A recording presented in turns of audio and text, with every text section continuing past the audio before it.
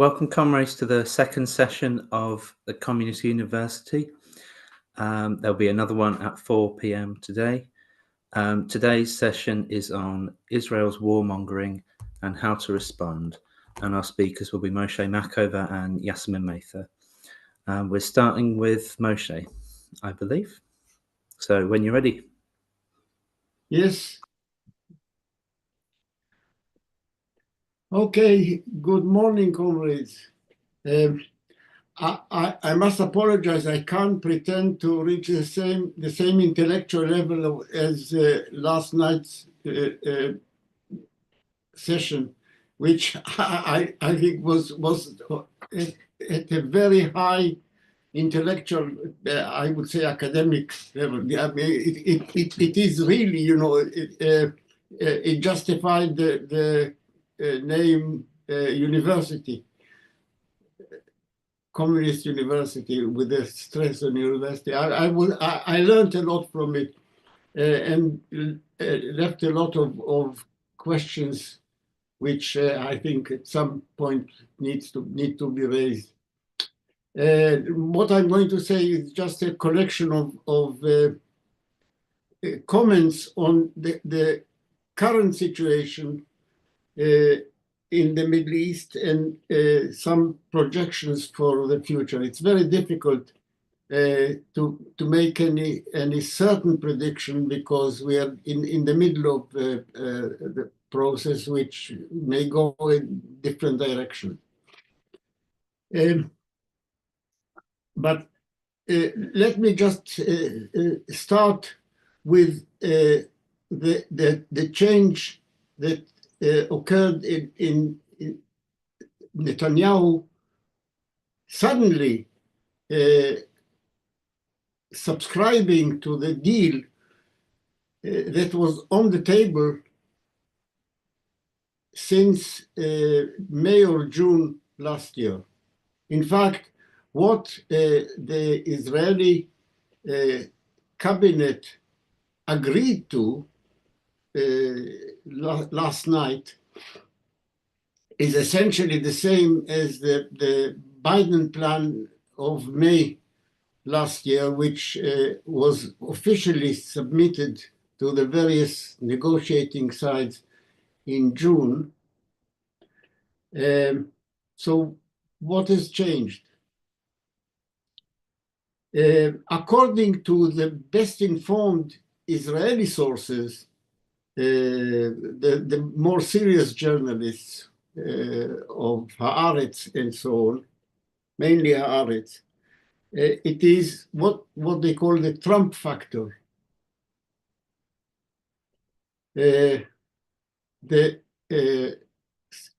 Perhaps surprisingly, because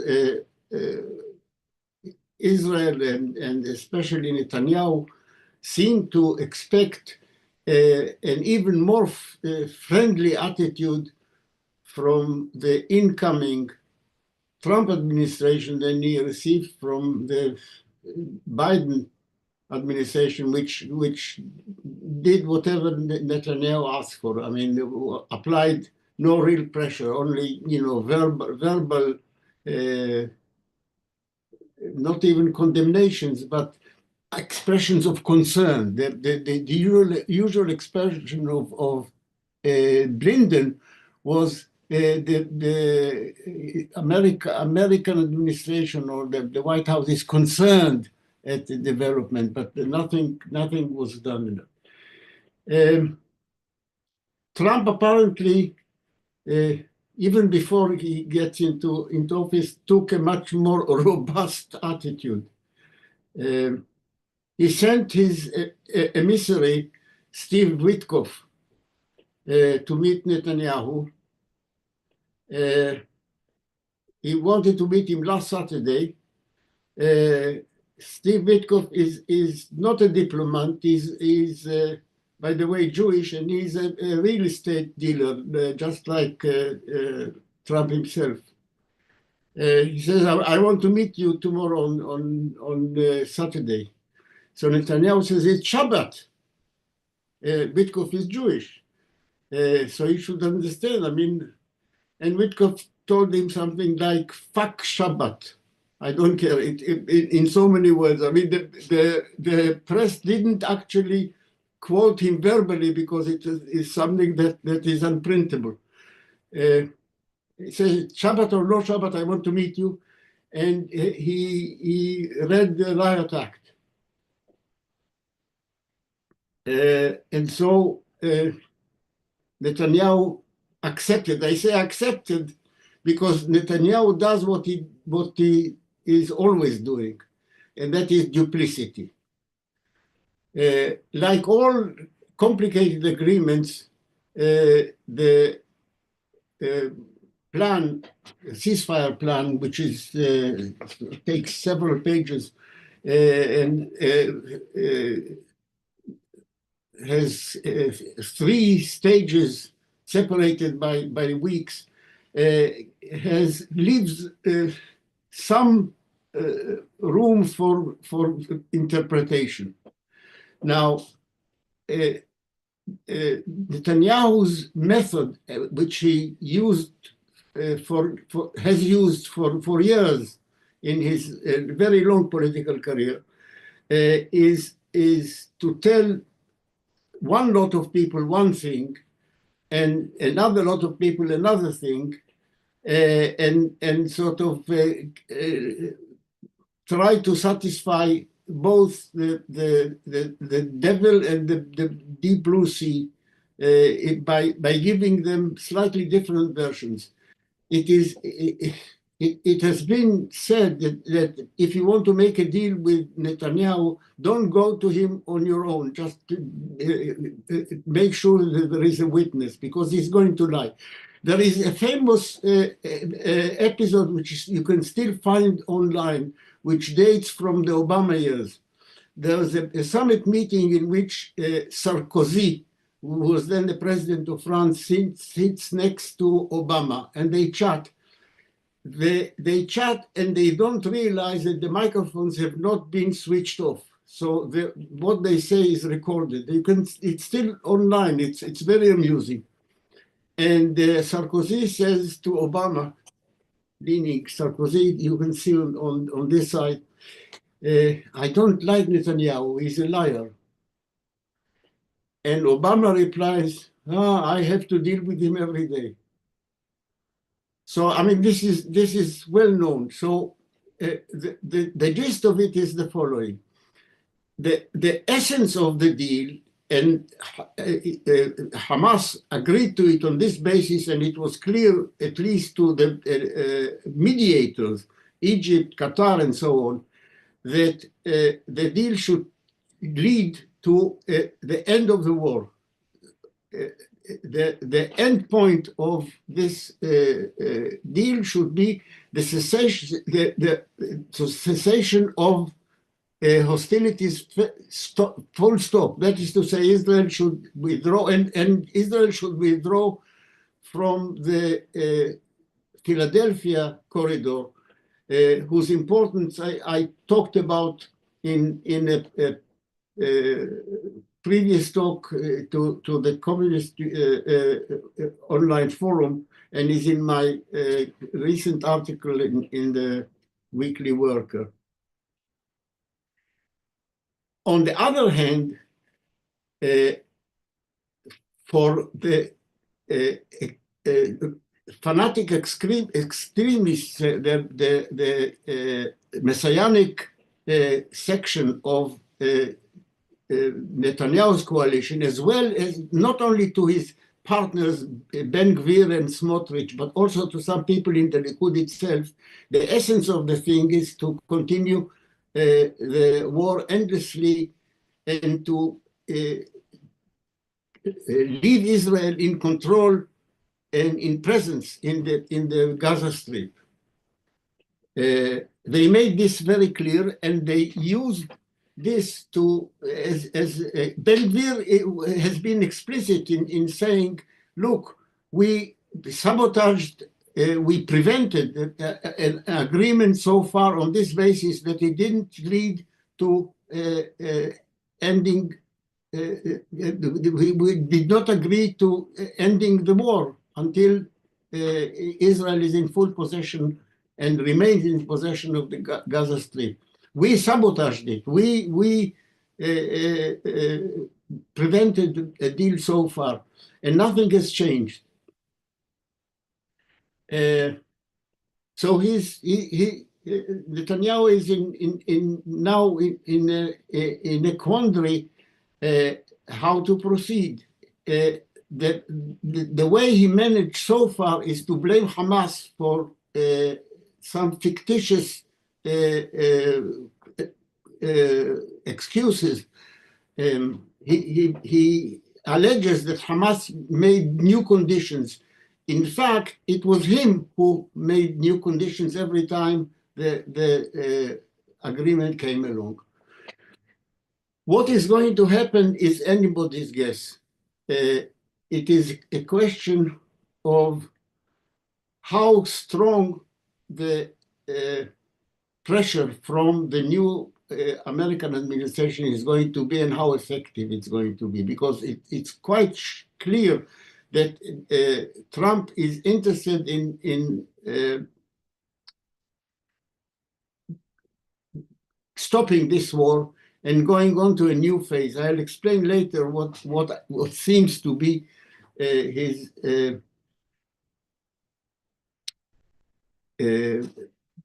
plan or his ideas about how to arrange the Middle East.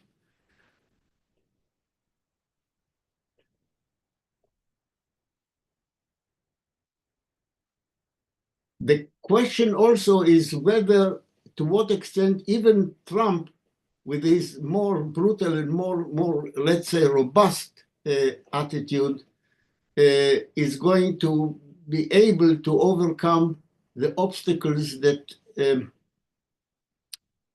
have been put within the American political system to pressurizing Israel. I want to explain something which is obvious, should be obvious, but it is not generally understood. There is the question whether the Israeli dog is wagging the Israeli tail is wagging the American dog. I call this idea itwad, Israeli tail wagging American dog. There seem to be quite a lot of people who believe that Israel actually runs American policy. I mean, this includes such eminent political scientists, bourgeois political scientists, as John Mearsheimer and Walt, who have actually published this very well-known article in the, I think, London Review of Books, and then a book in which they elaborate this thesis that not Israel as a state, but the pro-Israel lobby, which, by the way, includes much wider circles than the Jewish Zionists in America. It includes also a much larger evangelist lobby pressure groups, that they actually determine American policy and make it take steps that are against American national interest. Now, here is, as it were, changing the metaphor slightly. Here is where the dog is buried. First of all, what are American national interests is not a clear-cut question. Different parts of the American ruling class, I'm talking, the national interests is just a euphemism for the interests of the ruling class. Now, the ruling class is itself not united in determining what they think of as the national interest. Otherwise, we wouldn't have a difference between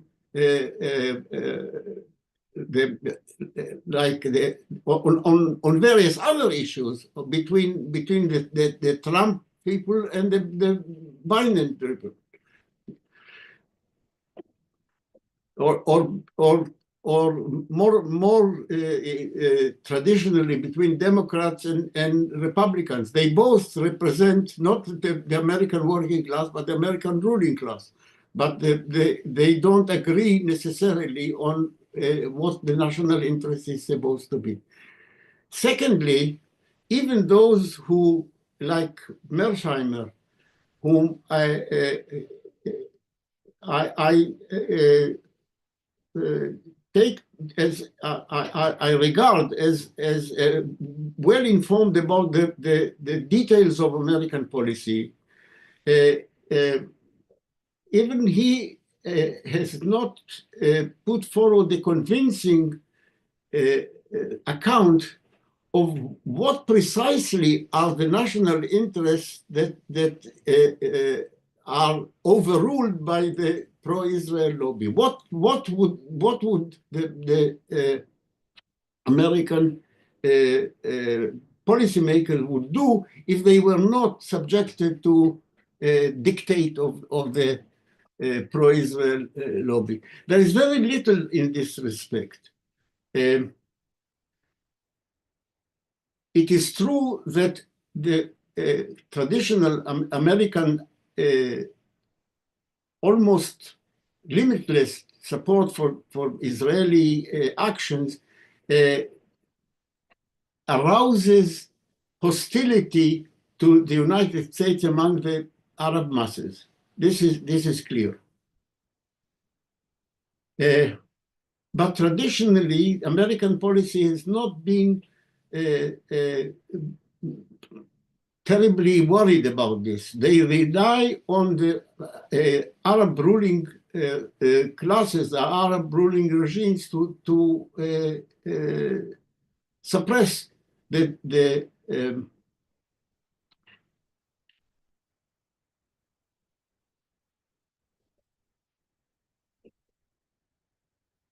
hostility of the Arab masses, their instinctive and well-known and wide support for Palestinian rights. And they have, on the whole, been quite successful so far. It is true that on some issues, the United States would prefer, let us say, even the most pro-Israel, let us say, sections of the American political class would support something that Israel has so far refused, and that is the so-called two-state solution, which in effect is not talking about two sovereign state, but a Palestinian protectorate dictated to by Israel and by the Arab regimes and the United States directly or indirectly. This is the plan. Israel has so far rejected this plan. The United States, I think, is when they say they still support the so-called two-state solution, they are genuine in this support. They're not genuine in describing it as a two-state solution, but they are certainly interested in it. And I think Trump, in his own way, is going to be interested in it even more. I'll explain later in a moment why I think this is the case. There is also another factor that should be taken into consideration.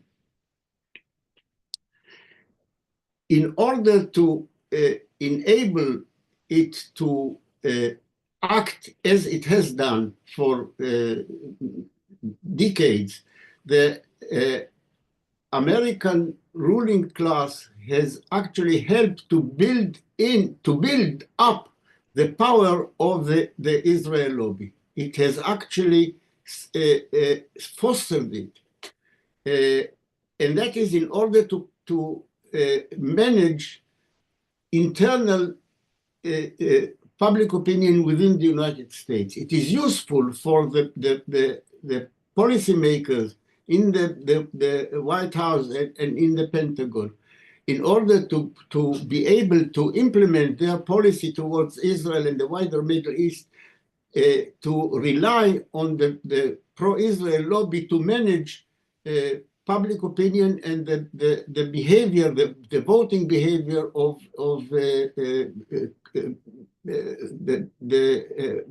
members of the Congress and the Senate. Now, there is this phenomenon which is well known to breeders of attack dogs. If you train a dog to behave in a very aggressive way, you train a Rottweiler to be an attack dog. Sometimes it becomes very difficult to control it. It gets a little bit out of control. What are you going to do? This is in the nature of this dog.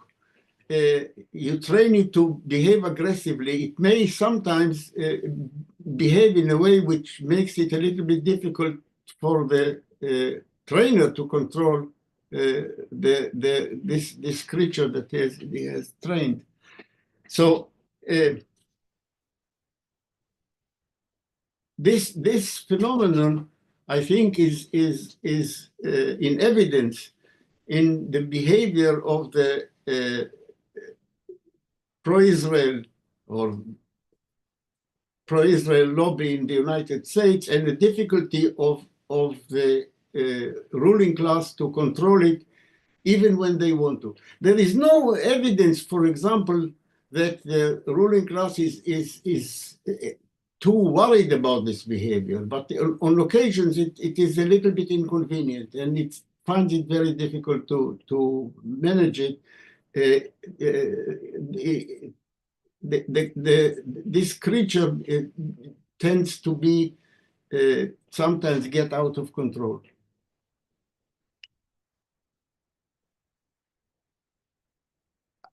What has changed is, I think that, and this is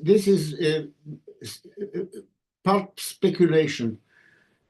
It seems that Trump, I mean, first of all, don't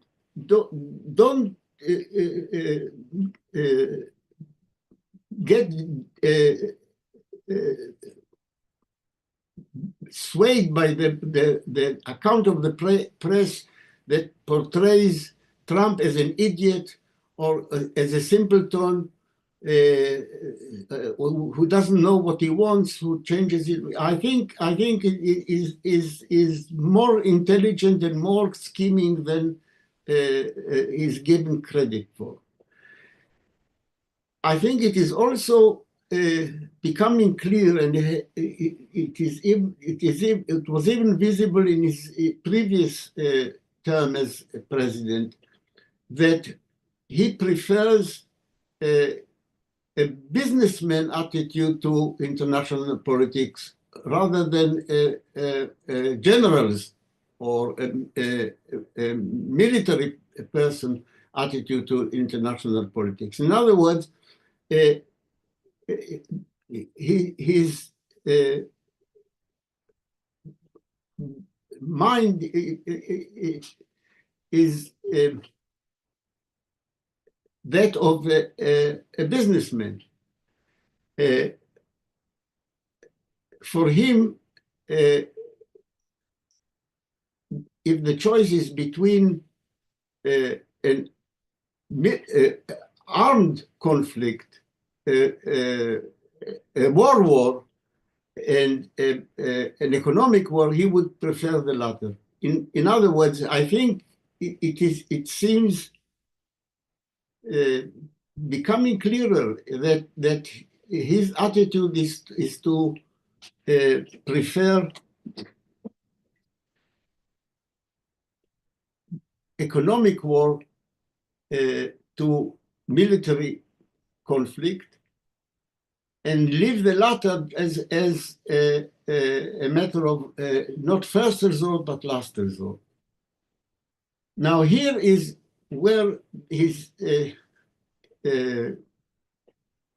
strategy, or what is becoming clear as his strategy in the Middle East, differs from that of the Democrat administration.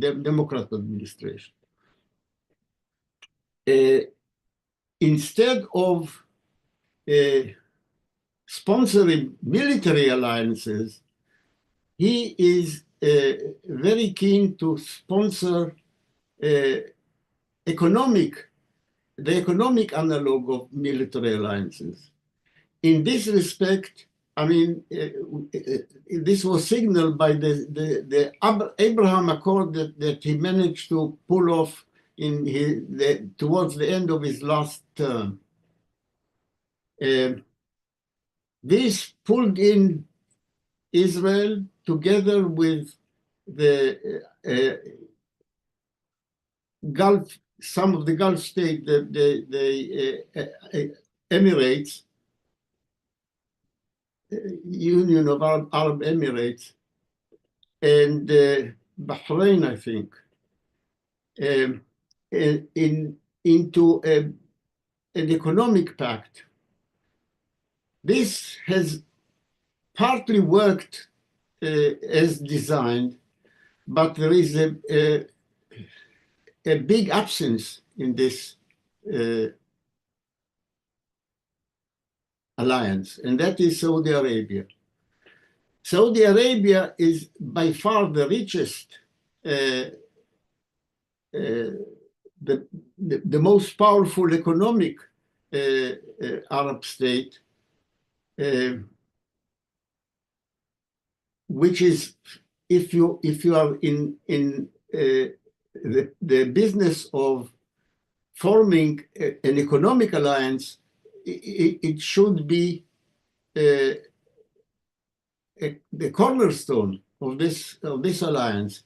So far, Saudi Arabia has demurred, and it is clear that it is not going to join without some kind of at least a seeming settlement of the Palestinian issue.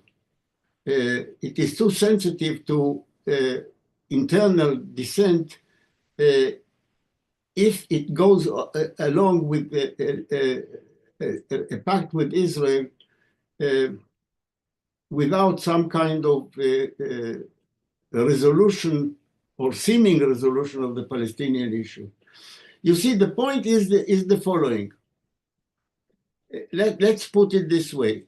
If you are pursuing a strategy which is based primarily on military confrontation, then the top ingredient, the top member of this kind of alliances is going to be Israel, because Israel is militarily by far the strongest state in the region that includes the Arab East and etc. But if your strategy is based on economic warfare, then Saudi Arabia is quite obviously a key element in it, much more important than if the strategy is based primarily on military confrontation. Israel's utility to the United States in the Middle East is primarily its military capacity, its behavior as an American attack dog in the region. Saudi Arabia is obviously essential if the strategy is going to be economic confrontation. Now, I may be wrong, but it seems to me that this is a potential real shift in the United States policy towards not only Israel, but towards the whole of the Middle East. Events will show whether my speculation is correct or not. But this is what I seem to believe, or what seems to me the case, rather. Okay, now what seems to emerge now is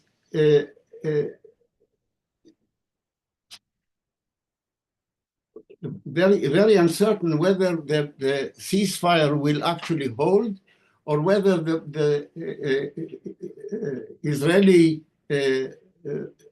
government, whether Netanyahu and his messianic allies will manage to sabotage it and get a few hostages back, and then resume the genocide in Gaza.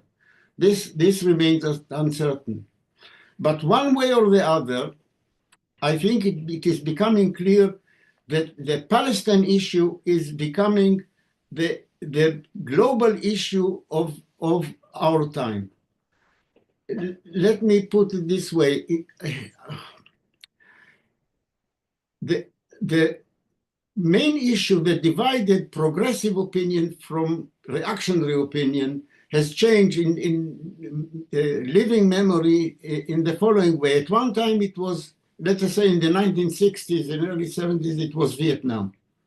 Vietnam was the issue that divided public opinion, and I mean global public opinion, between roughly progressive and reactionary camps. I mean, I'm not talking about formal alliance. I'm not talking about Popular Front, let alone United Front. It's not formalized in this way. It is an issue that is at the top of the agenda of people who think about international issues. This was Vietnam. In a later period, it was South Africa. This was, if you like, the touchstone that divided progressives from reactionaries, to put it very crudely. Of course, you can refine it, but this is what happened. I think at the moment it is becoming clear that it is the Palestine issue that is becoming the touchstone of world public opinion and world public concern about international issues. I think we must, on the radical revolutionary left, we must make sure that we take the right attitude towards this. First of all, I think it will be wrong to confine the educational work, the political work that is done, the publications and so on, to confine it to opposition to Israel and Zionist colonization on its own. I think it is essential to make it part of opposition to United States imperialism in general. That is to say, it is not just about Palestine locally. It must be treated as a global issue. I don't know if I put it clearly enough, but I think there is a danger tendency to regard the opposition, to regard it as an opposition to the behavior of the Israeli government, the Israeli regime, and the Zionist regime, and so on. Yes, it is about this, but it is a mistake to disconnect it from its global connections. Secondly, we have to deal with two dominant positions that will be put forward in this ideological and political struggle that is facing us. One thing is, one slogan or one idea that will still be pushed is the two-state illusion. Now, the two-state illusion is not just put forward in a purely deceptive way by the United States and its camp followers. That is to say, it's the official. If you ask the American policymakers, what is your recipe for resolving the Middle East issue? Two-state solution. If you ask Starmer, he will tell you the same thing. But they are not alone in this. Please note that this is also the position of Corbyn and of the Communist Party of Britain, the Daily Star.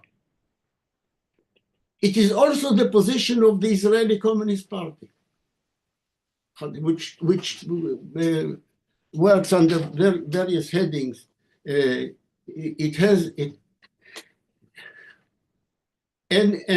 these are people who, in some ways, have taken a very creditable position on the conflict. I mean, the Israeli Communist Party is not Zionist. Nevertheless, it still put forward, if you look at its publication in Hebrew and in Arabic, and its appearances in the Knesset, they are under tremendous attack for being in opposition to the war. But their formula is still the two-state illusion. I think this has to be undermined. This has to be attacked. It has to be explained why, even if it could be implemented the way it is about to be implemented, if at all, is not a resolution of the conflict, but another form of subjugation of the Palestinian people to Zionist colonization, under a different name and under a different arrangement. This is one thing.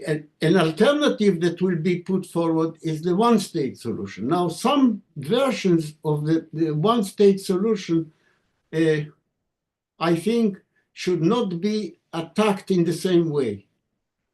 Let me explain. In a whole lot of articles and talks, I've explained why the one-state solution, even the best versions of it, and I will get back in a moment to what I mean by the best version, even the best versions of it are not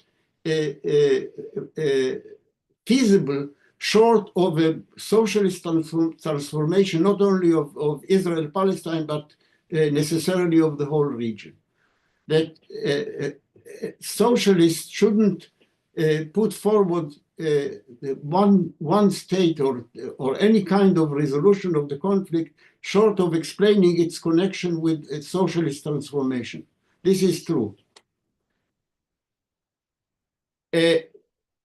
What I mean by, let us say, a benign form of the one-state utopia is the one that takes care of the minimum requirements of any resolution at all to be regarded as let us say,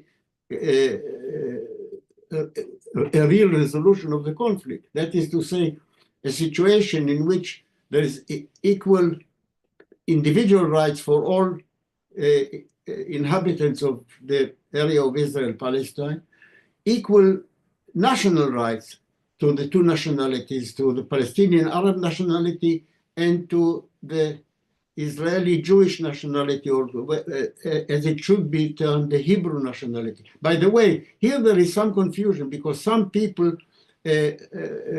confuse this real nationality, the settler nation that has been formed under Zionist colonization with a mythical Jewish nation worldwide. I mean, the idea of equal rights to the Palestinian Arab nationality and to some mythical worldwide Jewish nationality is a nonsense.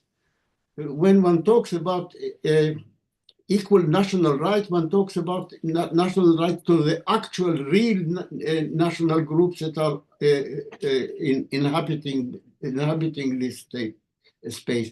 And an added minimum condition for the resolution of the conflict is the right of the Palestinian refugees to return to their homeland. Now, some versions of the one-state solution, or in another form, a confederal solution, do satisfy these conditions. They are utopian to the extent that they don't make it clear that they involve overthrow of the Israeli state, which is only possible for reasons that I didn't go into on this occasion, with socialist regional transformation. However, even the utopian versions of the one-state solution, in some of its versions, let us say, some versions, despite being utopian, fulfill a positive role in that they expose the Zionist regime for its resistance to this. If you oppose, why do you oppose this perfectly reasonable and equitable formula for resolving the issue? So in this sense, I don't think we should treat the people who put forward the benign versions of the one-state solution as political enemies. That's as far as some of them, those who are, let us say, liberal-minded or social democrats, that's as far as they go, because their political understanding doesn't lead them to think about socialist transformation of the region. So I think we should not take the same attitude to those who purvey the two-state illusion and the ones who put forward a benign form of the one-state or a confederal solution, albeit a utopian scheme. Well, I think that I've spoken for too long. Not too long at all. Thank you very much, Conrad. That was very insightful. Yassamine will give the next, excuse me, the next part of the introduction.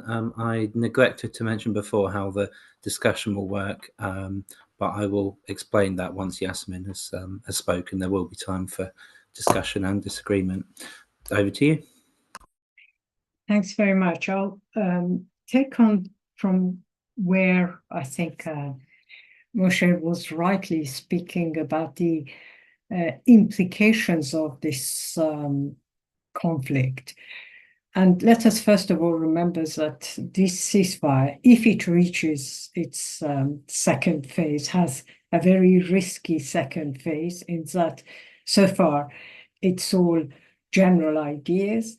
And by that stage, 6 weeks' time, it's very difficult to predict where Trump's policies regarding the region would have shaped, who would have influenced him, what he would decide. I think it is therefore important to remember that this is not peace. It's a ceasefire in a 100-year war that has had a number of ups and downs, and this particular period is important, but its significance is limited.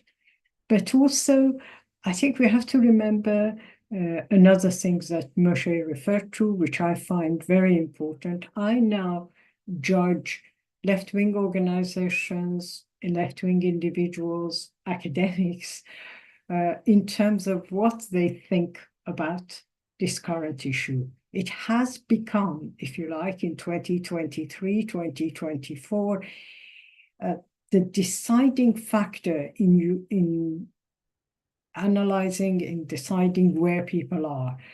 And those who not just support Israel, but amongst the left, those who are soft on Israel, those who try and justify, those who are saying, but we have to start from 7th of October and so on, expose themselves as allies, not just of Zionism, but allies of the United States, allies of imperialism. I wanted to concentrate in this talk, though, on how Israel can't be defeated as opposed to how to defeat Israel, because I don't know how Israel can be, warmongering can be defeated. What I can say is what has failed so far and why it has failed. And it has, I'm concentrating on the two sponsors of this ceasefire to a certain extent, Egypt and Qatar, and the so-called two allies of the Palestinians, Russia and Iran. And I want to divide it into two categories. First, the sponsors of the ceasefire. Now, there is no doubt that I think, in my opinion at least, that Cairo has turned this war, the crisis in Gaza, to its advantage. It has used the fears that Western governments have about what's happening in Gaza, its implications for Egypt, to obtain financial, economic support. And some of it is not an, if you like, imaginary situation. There is no doubt that on its eastern border and on the close, very close to Rafah, there were times when the issue could have spilled over into Egypt, and Egyptian leaders were aware that part of Israeli operations declared at times was to displace hundreds of Palestinians into the Sinai Peninsula. However, there are other challenges as well.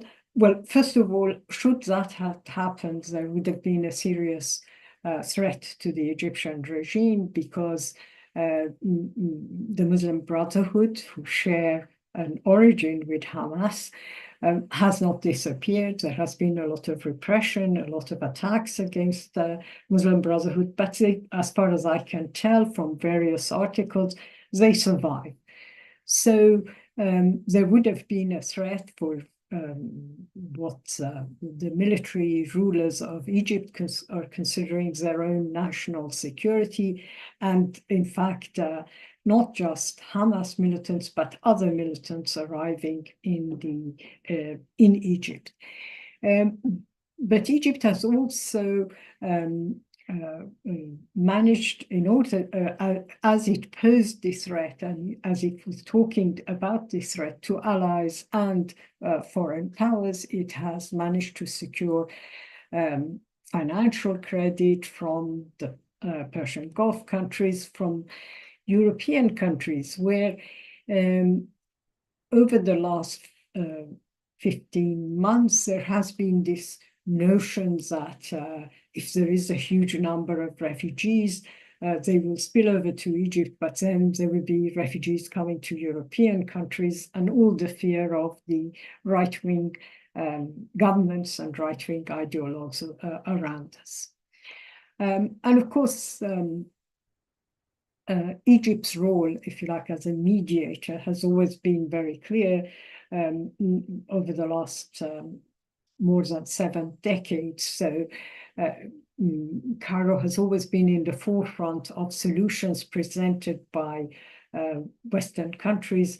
I think there was the Rogers 1970 initiative, then the implementations of various deals that Sadat was following, with Golda Meir, the Oslo Accord in September 93, where the Egyptian leader Mubarak was present. Of course, their official political position has always been in support of Fatah, the other, if you like, the authorities in the Palestinian Authority.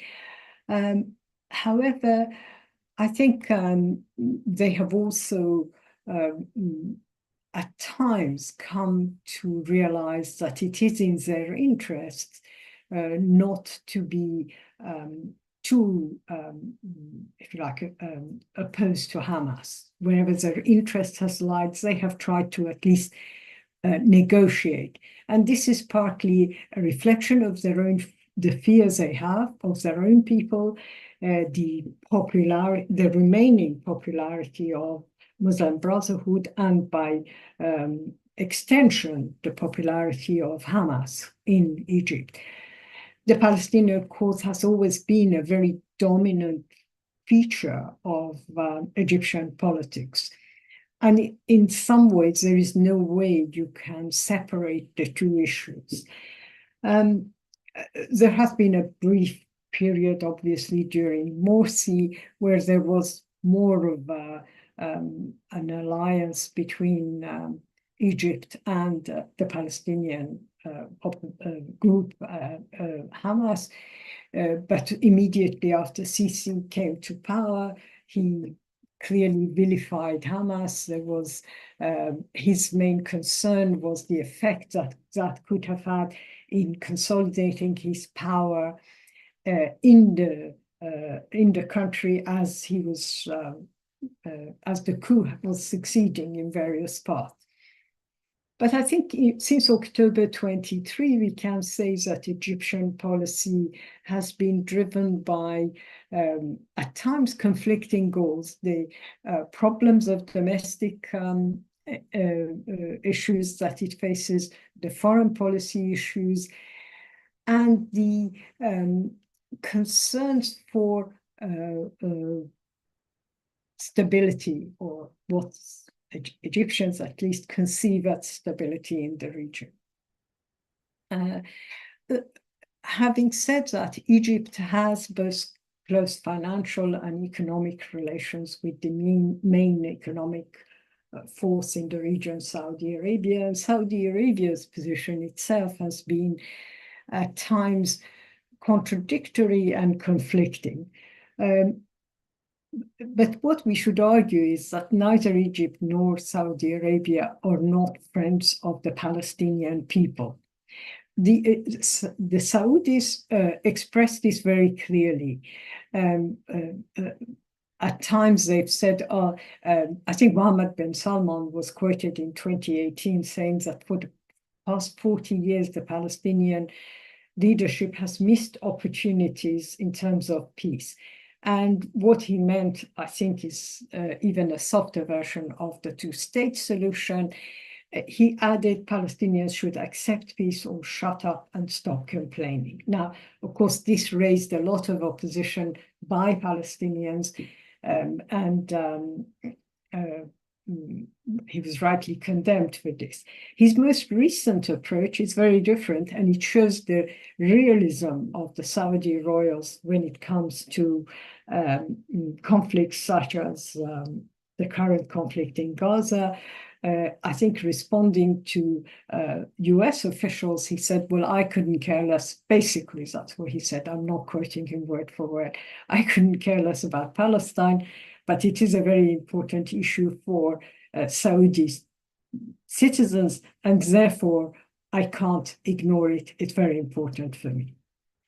The other sponsor of the peace that I referred to has also had conflicting relations with both the Palestinian Authority, closer probably to the Palestinian Authority, but also at times considered to be the financier of Hamas, the force that wants to become a player in terms of international politics in the region, and that is the Qatari government.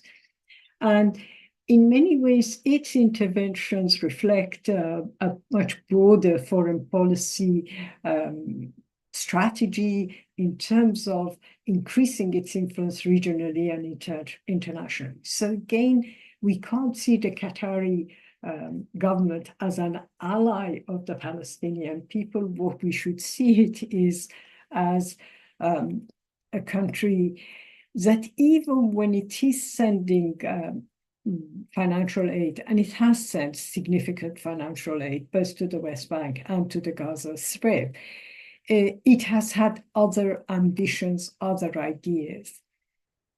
And at the end of the day, I'm not sure where the Qatari position is, but my guess is, and Moshe can correct me, that they're also in favor of the two-state solution.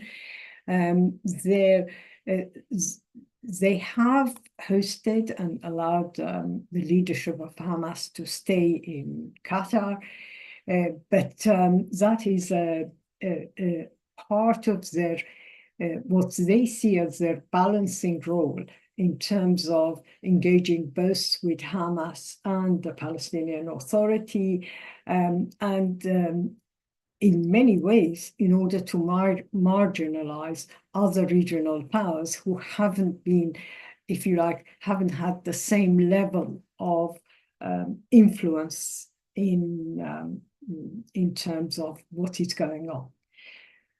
So although I'm not undermining the ceasefire, I think we have to be very clear that, first of all, this deal mainly brokered between Qatar and Egypt in alliance, in conversations with Hamas, who was apparently present at various stages in these discussions, was mainly in the interest of the two brokers.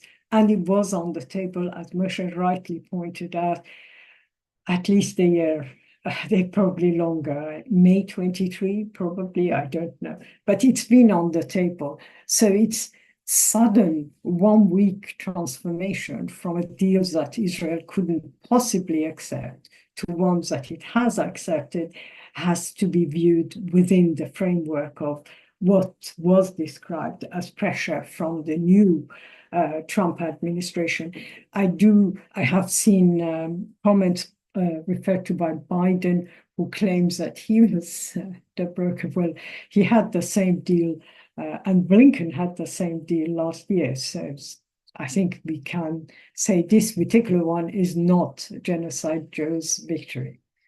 In terms of other allies of the Palestinians, I would also want to caution people about having illusions about Iran, Iran's Islamic Republic and their defense of Palestinians, but also of Russia. Now, in terms of Iran, I think the slogans have been overwhelming. You couldn't give better slogans in support of Palestinians than the Islamic Republic from February of 1979, right? And it's understandable. I mean, the Shah was an ally of Israel. This was an Islamic government claimed and wanted to become the dominant Muslim country of the region, if not the world, and therefore supporting an Islamic case was important for it. But I think we have to be very realistic about what Iran has done. And here again, I would say governments such as Iran are not in a position or will never be able to be something one should talk about or rely on when it comes to defeating Israel or defeating Israel's warmongering. I know some people say, well, Iran Gate was a blip. It wasn't a blip. It was 1983 to 1986. So it wasn't a small period where Iran's Islamic Republic brokered arms trafficking deal organized by Oliver North and the US, and was paying the contras in Nicaragua via Swiss banks, and Israel was involved in relations with the Israeli government. And I think for some of us, at least, who always doubted Iran's support for the Palestinians, we kind of came to the superficiality of the slogans put forward by the Islamic Republic. But I think the most important issue is that during the Iraq War, when the US invaded Iraq, Iran tried very hard to ally itself with the US. It was the US that rejected Iran's approach. And in that, again, you would have to see what I would say Iran's approach to all this. So whatever Iran has done in the last few years, and it has done some alliances, some military advances, and so on, it hasn't had very little to do with Palestine. It has had a lot more to do with its pragmatic attitude for its own survival. And again, here the Palestinians are, in my opinion, a victim of this. Why are they a victim of this? Iran's Islamic Republic, with its empty slogans, and yet its duality, its complicity in efforts in US war, efforts with the West, efforts of trying to follow various economic policies and so on, has turned millions of young Iranians against Palestinians. So Iran must be the only country where young people, and I know the royalist exiles appear in the demonstrations we go to, but I think the more serious problem isn't that they're a handful, but there is a young population in Iran who does not support Palestine. And this is the achievement of the Islamic Republic of Iran, with the way it has followed its policies against Israel. So Iran, in my opinion, is not an ally of Israel. The axis of resistance, and others have said this, has one aim and one aim only. It is to protect Iran against attack. And against that, in this, Iran is not, if you like, talking of an existentialist or an imaginary enemy. There is a possibility at all times for Israel to attack Iran, and this would be part of, again, a US policy in the region. It would have nothing to do with just Israel. It would be part of a US policy. So Iran's axis of resistance was extremely restrained in its attitude towards Israel for the last 15 months. I'm not saying they should have gone to war. I'm not saying Hezbollah should have done more attacks. They've been suffering enough, even with these restrained positions. But there are those who would argue, well, your restraint didn't save you. And that is also true. So the restraint shown by Iran, Hezbollah, and to a certain extent by Syria, did not save them. In the axis of resistance, the only force that has achieved something, and I think here both Moshe and I have talked about this, are the Houthis. And I wouldn't put them, I think they have their own reasons for continuing this, and they've been successful in this. So I think Iran, from those points of view, is not an ally. When it comes to the ceasefire, Khamenei has said in the last week or so, in the last few days, sorry, that this is a major achievement for Hamas. Israel has lost, and so on. And in some ways, there is some truth in that, precisely because the declared aim of Netanyahu was the elimination of Hamas. And the fact that Hamas is not eliminated is exactly what the right-wing forces in Israel are saying, and therefore you could see it as some form of victory. However, victory coming at the price of tens of thousands, probably 180,000 deaths, is not something one should call a victory, in my opinion. But also, I think this claim of victory by Iran, or this claims that Hamas is victorious, is an attempt at avoiding a realistic approach to the current state of its axis of resistance. In Syria, Assad is gone. Yes, he was not a reliable ally. Yes, towards the end of his rule, he wasn't obeying what Tehran was asking him and so on. But his fall is not a victory for Iran. Hezbollah is totally weakened. Last week's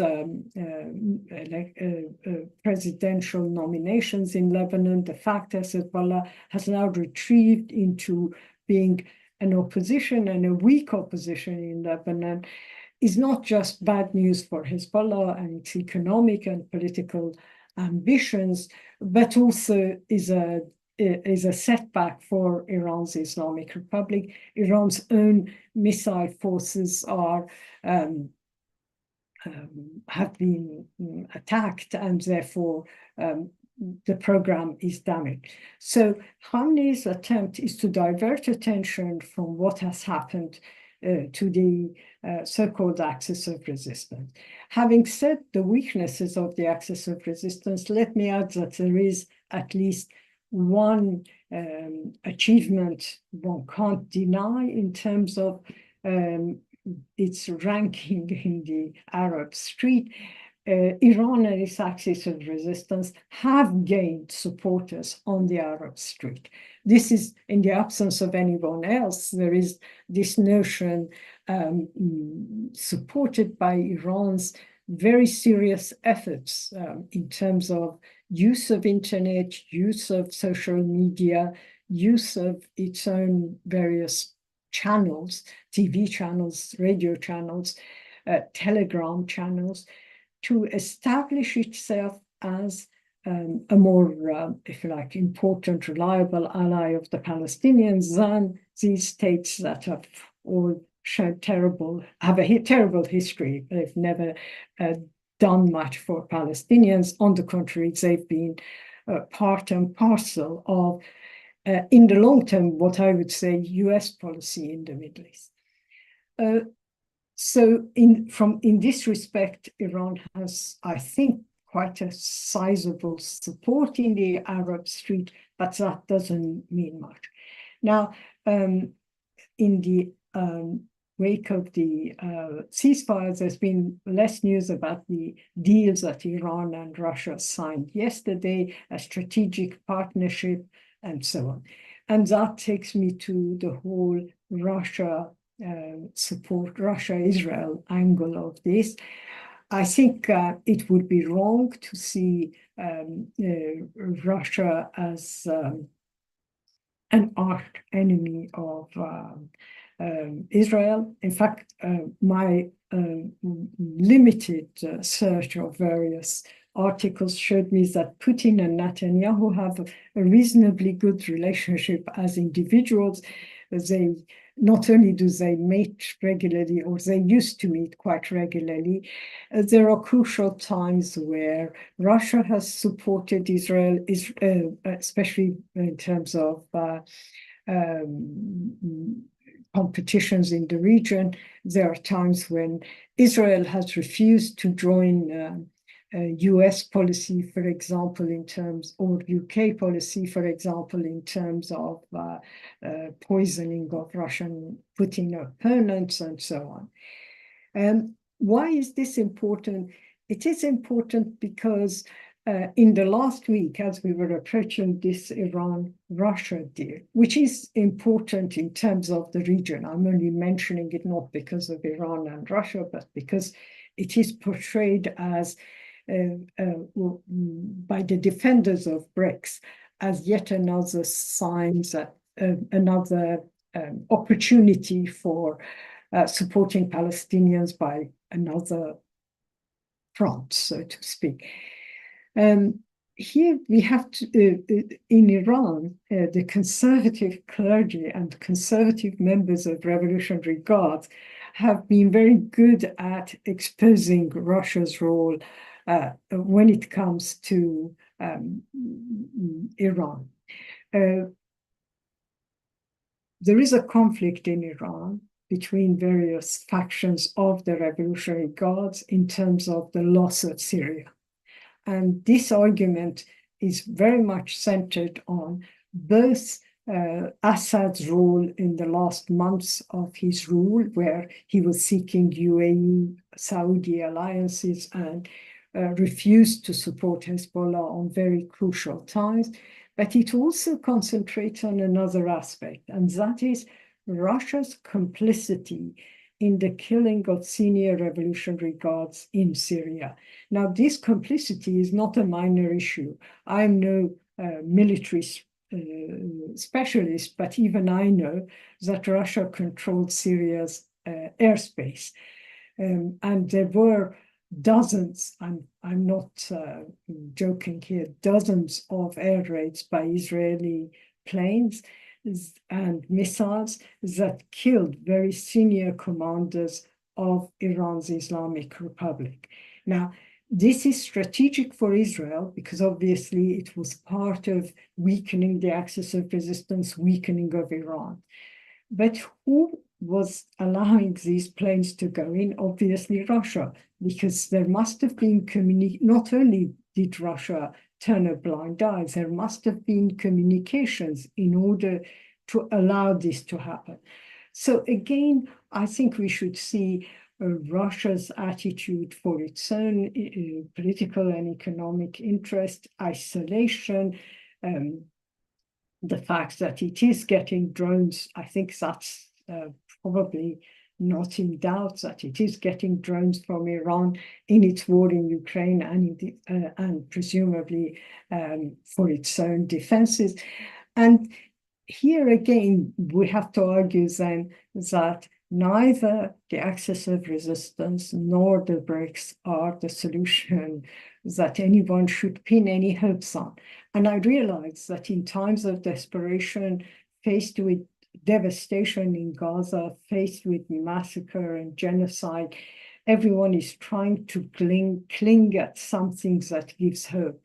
Exposing these various forces is not simply, if you like, to add to our desperation, but it is mainly to argue that at the end of the day, the enemies of the Palestinian people are not just the Zionists in Israel, in Tel Aviv, in Jerusalem. It is not just the United States, but the dictators of the region are also the enemies of the Palestinian people and the enemies of the peoples of the region. And I would end with this arguing for the fact that there is no simple solution or no simple short-term resolution to this problem if we don't address essential issues. Thank you. Brilliant. Thank you, Yassamine. We'll now move to a period of discussion and disagreement. So if you would like to take part, but you either can't speak or your microphone's not working very well or something, you can type in the chat what you'd like to say, and I can read it out for you, so everyone here will be able to read it. You can also use the raise hand function, which is the bottom of your screen. If you can't see it, you go to reactions, raise hand, like